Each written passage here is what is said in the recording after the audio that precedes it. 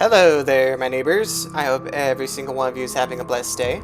Today, I wanted to go over the World of Warcraft questing zone of Borean Tundra, located on the southwestern part of Northrend, next to Shalazar Basin and Dragonblight. We're going to review it and give it a score from 1 to 10. I plan on doing a review of each zone and will try to be as fair and consistent as possible. There will be spoilers in the video.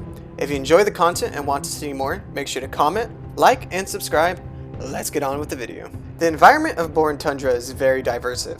You have the southern shores lined with icebergs and orcas.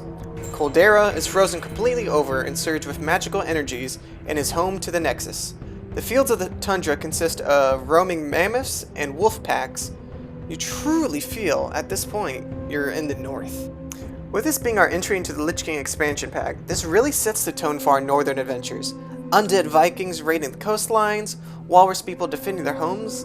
Everything fits right in and is very enjoyable to soak in. There is various amounts of questlines in this zone, and questing here takes a long time.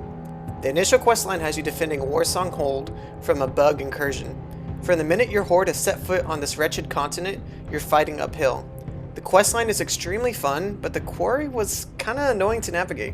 You also assist the red dragonflight, striking a blow to Malagos and the blue dragonflight.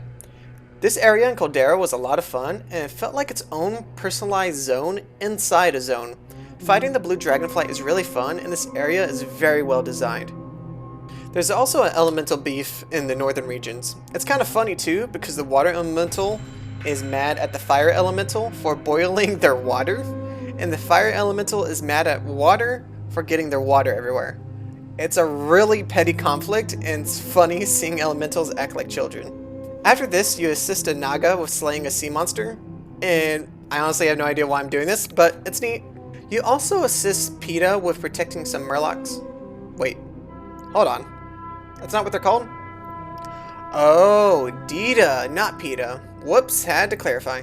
You assist Dita with freeing some friendly Murlocs from their oppressive masters, and also go orca hunting. Dita further south also end up needing your assistance in poaching the poachers and killing all those who dare to kill wildlife. Pretty on the nose with a representation, Blizzard. All of the questing so far is really good, and I'm enjoying it so far.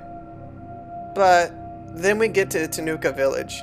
This questline would be fun and interesting if there wasn't so much ridiculous back and forth for the questing. I would have been really excited taking the fight to the Scourge and their bootlegged Naxxramas, but by the time you get to this point, you're so burnt out by completing so many useless quests that didn't have to be in this zone. Borean Tundra honestly could have been split into two zones, a western and eastern. The whole eastern section is tedious and slows down the build up to the climax of this zone. Blizzard could have sticked the landing for this zone's conclusion if they would have trimmed a bunch of the fat off the bloated amount of quests in this zone. If I am desperate to finish the zone and move on to the next one, I've been here too long and you're ruining the momentum. The main questline ends with you evacuating the villages and escorting the people over to Dragonblight, and this couldn't have happened any sooner, even though I wish it did. And it sucks, because a lot of these quests are really cool, especially the attack on the Scourge, but by then, at this point I don't care. Like, I'm burnt out. Like, you lost me. Like, I should not be frustrated by the end of this. I should not have a feeling that my accomplishment is completely soiled and feeling bitter towards the end of it. But besides that, the music in the zone is fantastic. You have Nordic flutes and horns during your battles with the undead, big Viking people. I forgot the name of them. Caldera has wonderful magic ambience to it and makes you want to be inquisitive to everything that's happening. Going about the tundra from A to B, the ambient music is mellow but full of dread. You're instilled with this feeling of you don't belong here and you need to return home. The music hits the nail on the head, and the composers did a superb job getting this all together. There was very few times that music felt out of place or inappropriately timed. I would say I am disappointed for the lack of drums during combat. Drums always get me going during a good fight. The Borean Tundra is a fascinating zone that is a great tone setter for the start of the Wrath of the Lich King expansion.